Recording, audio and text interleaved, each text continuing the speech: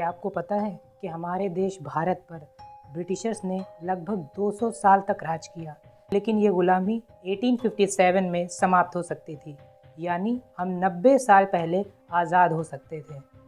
लेकिन क्या अगर हम 90 साल पहले आज़ाद हो जाते तो क्या आज भी हम एक डेवलपिंग कंट्री होते? तो चलिए आज हम अपने इतिहास के उस अधूरे पन्ने की बात करने जा रहे हैं जिसके बिना हमारा इतिहास अधूरा है। तो चलिए शुरू करते हैं।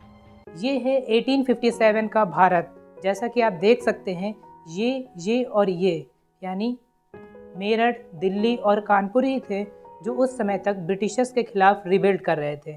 लेकिन फिर आया 1857 का दौर और फिर दिल्ली में सिचुएशन कुछ ऐसी बदली कि ब्रिटिशर्स सिर्फ 40,000 के अराउंड थे और उनके अपोज में इंडियन रिवॉल्यूशनरीज की संख्या लगभग 2 लाख से भी ज़्यादा थी, जिन्होंने उन्हें चारों तरफ से घेर लिया था। और 2 से 3 महीनों में ही सिचुएशन कुछ ऐसी बदली कि उस समय के ब्रिटिश गवर्नर जनरल कैनिंग के खुद के ये शब्द थे कि घड़ी ऐसी आ गई थी कि हम भारतवासियों के पैरों तले रौंद दिए जाते। 29 मार्च 1857 बैरकपुर जेल इंडियन आर्मी के एक सिपाही मंगल पांडे ने अपने सीनियर ब्रिटिश ऑफिसर की गोली मारकर हत्या कर दी। वजह ये रही उस समय के एनफील्ड राइफल में यूज होने वाले कार्टिजेस में काऊ और पिग फैट का यूज होना, और उस कार्टिजेस को यूज करने से पहले उसके मुंह को अपने दांतों से बाइट करना पड़ता था, जो हिंदू और मुसलमान दोनों के रिलीजियस सेंटिमेंट को हर्ट करता था, जिसकी वजह से दोनों रिलीजियंस के लोग ब्रिटिशर्स के खिलाफ एकजुट होकर खड़े हो गए। चिंगारी तो ब्रिटिशर्स से लग चुकी थी, लेकिन यह चिंगारी आग में उस समय तब्दील हुई जब ब्रिटिशर्स ने मंगल पांडे को उनकी इस बगावत की वजह से सरेआम फांसी दे दी। गुस्साए क्रांतिकारियों ने आसपास के सभी इलाके जैसे लखनऊ, कानपुर, दिल्ली और झांसी के सभी इंडियन ऑफिसर्स ने अपने ब्रिटिश ऑफिसर्स को मार दिया और इन सभी एरियाज़ के आर्मी कैंप्स पर अपना कब्जा कर लिया। इनफैक्ट इन सभी एरियाज़ को ब्रिटिश के चंगुल से छुड़ा लिया।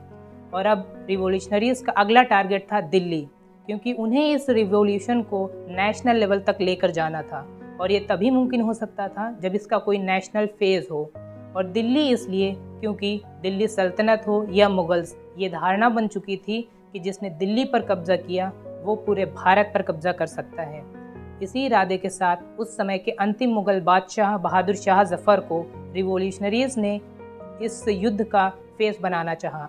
इसी योजना के साथ 70,000 सेनानी दिल्ली के लाल किले के अंदर प्रवेश कर गए, और इस सिचुएशन को देखकर बादशाह को ना चाहते हुए भी हाँ करना पड़ा, और उनके हाँ बोलते ही आज़ादी की जंग की ये चिंगारी दिल्ली और उसके आसपास के इलाकों में फैल गई।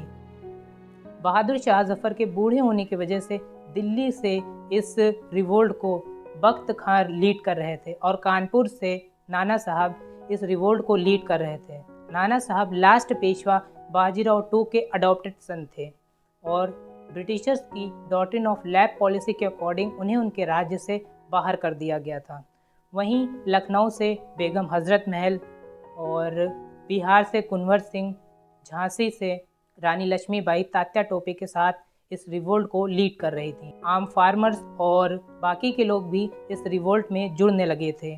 उस समय ये पूरा एरिया एक वॉर जोन में तब्दील हो गया था, और हमें ऐसा लगने लगा था कि इस बार तो हम आज़ादी हासिल कर ही लेंगे।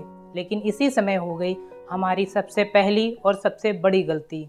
रिवॉल्यूशनरीज ने अपने जीते हुए राज्यों जैसे लखनऊ, मेरठ, कानपुर और झांसी को अनगार्डेड छोड़ दिया था, सिर्फ सिविलियन सोल्जर्स के भरोसे, और सिविलियंस वॉर कैटल नहीं थे। तो इसी समय का इस्तेमाल करते हुए उस समय के ब्रिटिश गवर्नर जनरल कैनिंग ने अपनी पूरी ब्रिटिश आर्मी, फिर चाहे वो क्रीमिया वॉर से लड़कर आ रही हो या फिर चाइनीज़ वॉर से, उन सभी को दिल्ली और उनके आसपास के इलाकों में ही स्टेशन कर दिया, ताकि वो ट्रेंड रिवॉल्यूशनरी से डील कर सकें, और अपने उस समय के सबसे भरोसेमंद गोरखास रेजिमेंट को सिविलियन सोल्जर्स से डील करने के लिए भेज दिया। तो दोस्तों यहाँ से शुरू हुआ 1857 के रिवोल्ट का डिक्लाइन, और इसके कई सारे और भी मेन कारण रहे, जैसे रिवोल्ट का सही रास्ते से लीड ना होना। लीडरशिप दी भी गई तो एक 70 साल के बूढ़े आदमी को। आप ही बताइए वो क्या सोल्जर्स को मोटिवेट करेगा। और साथ ही साथ सोल्जर्स के पास स्मार्ट वेपनरी भी नहीं थी।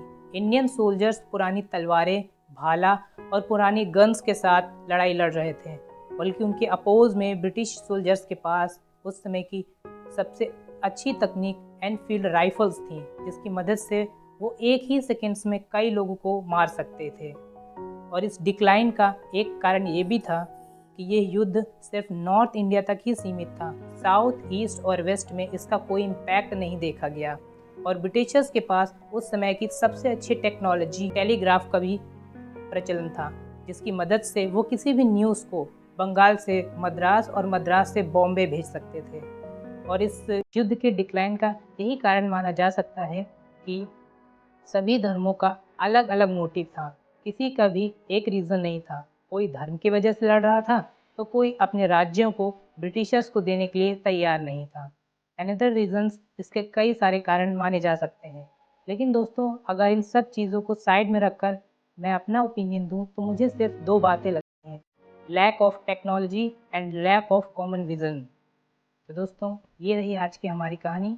आपको कैसी लगी हमें कमेंट सेक्शन में ज़रूर बताएं। तब तक के लिए थैंक यू एंड जय हिंद।